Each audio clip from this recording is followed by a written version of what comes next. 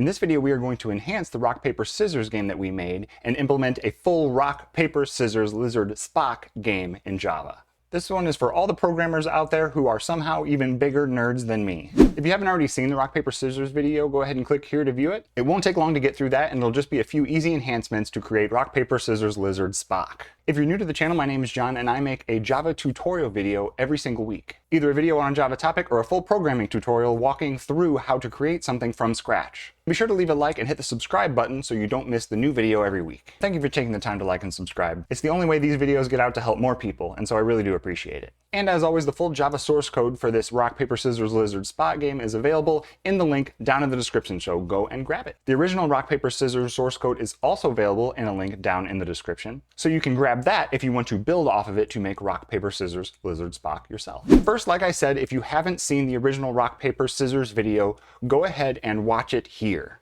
We're going to start with that code because it gives us all the structure that we need, the flow of the game, the randomness, the computer move, the player move. All the main flow and aspects of the game are going to stay the same. We're just going to take that rock, paper, scissors game and add some enhancements to make it a rock, paper, scissors, lizard, Spock game. So this is our original rock, paper, scissors game, and let's just do a quick run through of how it works. Well, the whole game is structured in a while true loop, so you can just keep playing repeatedly if you want to. And we start with this array of strings, R, P, and S for rock, paper, scissors. And to do the computer move, we just pick a random element from that array. And then to get the player move, we just print out, please enter your move, and then use the scanner class to get the string input from the user. We expect the user to enter either R, P, or S for rock, paper, or scissors, and if they don't send in one of those, we say, hey, that's not a valid move, and go to the top of this while true loop here again so they can re-enter. And then after that, we have the computer move and the player move, and all that's left is to do the logic of who wins and print out the result. So we print out the computer played whatever they played, and then the logic for printing out the result begins. First, if the player move and the computer move are equal, if they're the exact same,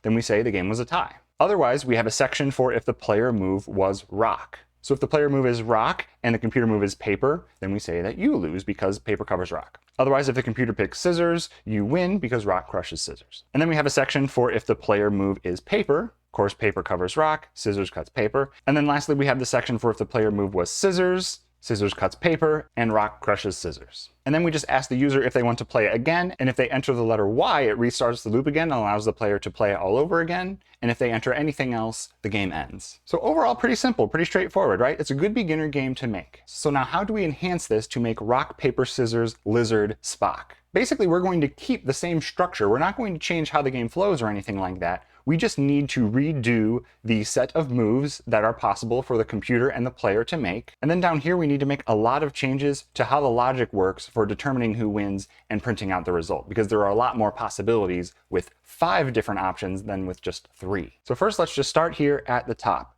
The string array of possible moves that we have is right now just R, P, and S, rock, paper, or scissors.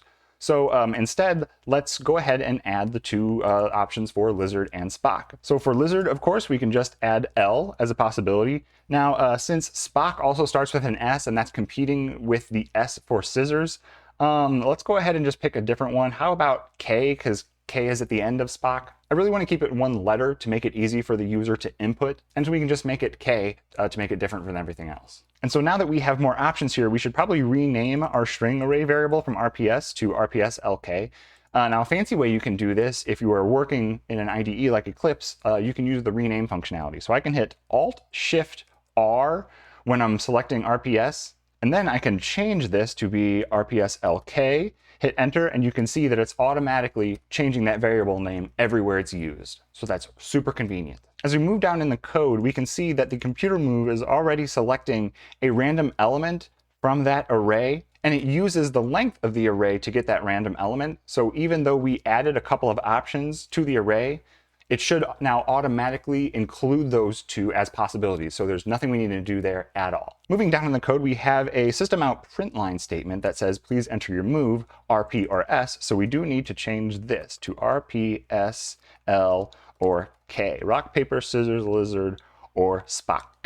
And then we collect the next move from the player. No change needed there. And now we have our validation, where if the player enters R, P, or S, we break out of this loop because they entered something valid. So we do need to add lizard and Spock as options here. So we'll just copy and paste that, lizard and Spock. Spock. So we got R, P, S, L, and K are now all valid moves for the player. All right, then below that, we just have a print statement where we print out what the computer played. No change needed there. And then here is where most of our changes are going to take place, where we're printing out the results of the game and who won. No changes needed to this first part here, where if the player move is equal to the computer move, it's still a tie. But we do need to add all of the combination results now that we have Lizard and Spock added as possibilities. So all of the rest of this logic is going to be changed up quite a bit. Now, what are the actual rules to this game that we need to implement? So I brought up this image here that I found on Instructables. So what we've got is Rock crushes Lizard, Lizard eats paper, Lizard poisons Spock, Spock vaporizes Rock, Spock smashes Scissors, Scissors decapitates Lizard, Scissors cuts paper, paper disproves Spock, paper covers Rock, and as always, Rock crushes Scissors. So it's basically all the interactions with the Lizard and the Spock that are new to our logic that we need to add. So let's just move down the code in our logic and add what we need to. So first, we have a section for if the player chooses Rock. So underneath that, inside this else if, we're going to have all the conditions that the computer could play against it. So right now we have a condition for if the computer chooses paper and scissors. And so we just need to add two other conditions for Lizard and Spock. But just for fun also, let's go ahead and type what the result is in addition to just whether the player wins or loses. So for example here, if the player plays Rock and the computer plays paper, we can print out paper covers Rock. And then you lose. And here we have Rock crushes Scissors. You win. So now let's copy this else and create the condition for if the computer played Lizard against the player's Rock. Let's go off our cheat sheet here for Rock and Lizard. Rock crushes Lizard. So Rock crushes Lizard and the player wins. And then let's copy that again for the Spock player. Remember, Spock is K and not S. And it is Spock vaporizes the Rock. Spock vaporizes Rock.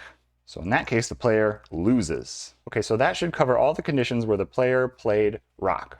Paper covers Rock, and so I would lose. Rock crushes Scissors, so I would win. Rock crushes the Lizard too, so I win. Spock vaporizes the Rock, so I would lose. The Rock is covered. Let's move down to paper. We'll have similar things here. So paper versus Rock, we have paper covers Rock. You win. Scissors cuts paper.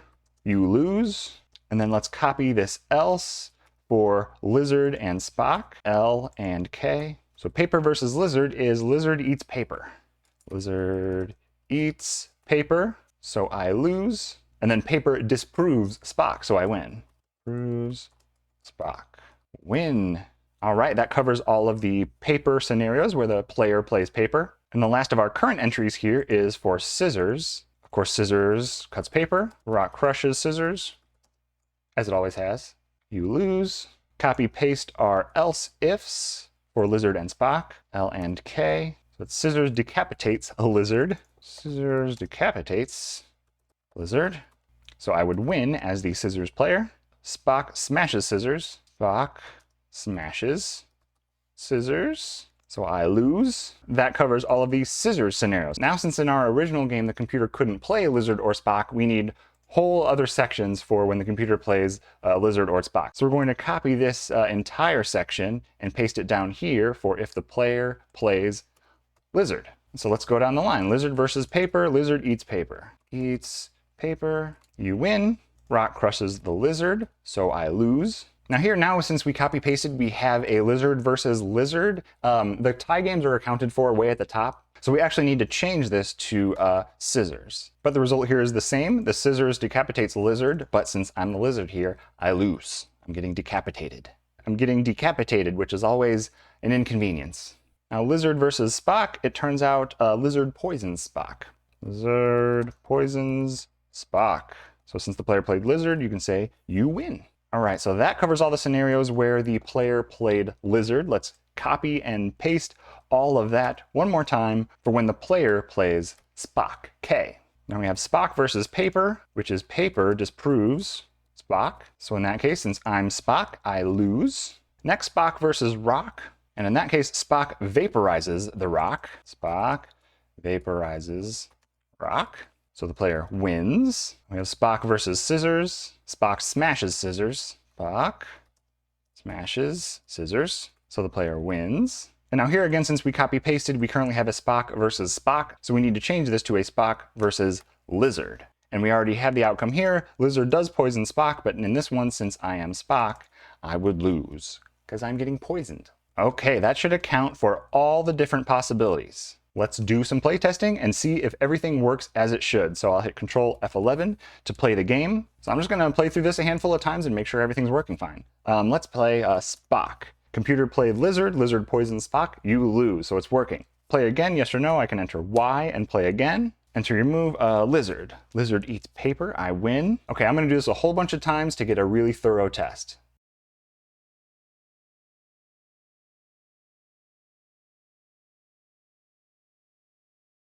Okay, I think I encountered every single scenario the game could offer, and all of them worked great.